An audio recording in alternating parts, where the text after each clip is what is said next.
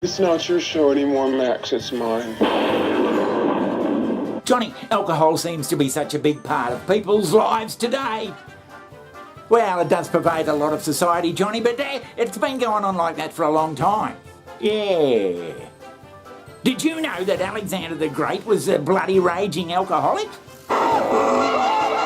Alexander the Great? There are many stories and historical accounts of Alexander the Great drinking large amounts of wine. One famous story tells of a drinking contest between Alexander and one of his companions, where they both drank a large amount of wine. According to the story, Alexander won the contest, but his companion died from alcohol poisoning.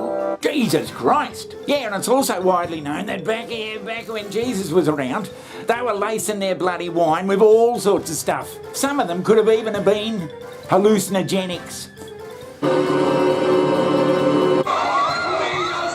Yeah, hallucinogenics. Now, we don't know what the hell they were drinking, how much Jesus was drinking, how prevalent it was, but by Jesus, some of the things he came out with, especially sitting around quietly with his mates, his 12 mates, the Lord, they could have been bloody alcohol-induced bloody statements for all we know. They certainly sound bloody alcoholic-induced, especially if they were sitting around at night, getting a bit pissed, a bit hallucinogenic.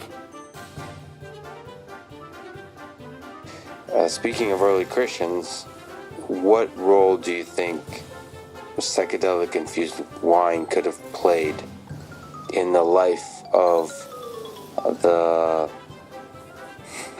I won't be clever. In the life of Jesus Christ? I've been saying recently that, and I hope this doesn't sound obscurantist, but... It would certainly explain a lot, Johnny. It'd certainly explain a lot of what he was saying and what everyone was starting to think back then, if they were bloody influenced by hallucinogenic wine. A ritual during which millions of Christians worldwide consume some wine or grape juice in an act of communion with Jesus Christ. But when Jesus raises that cup in the story, what did the gospel writer imagine was in there? Let's talk about the additives. Modern wine connoisseurs might be surprised to hear that everybody in the ancient Mediterranean world mixed their wine with all sorts of stuff.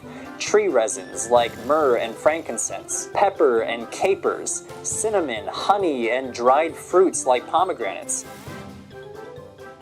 But wouldn't they have written about this, Johnny? Wouldn't they have written about this bloody stuff? Yeah, but Johnny, these days they try and bloody gloss it over. No one's going to come out in the Catholic Church in 2023 and say, it's okay, Jesus was a raging fucking alcoholic.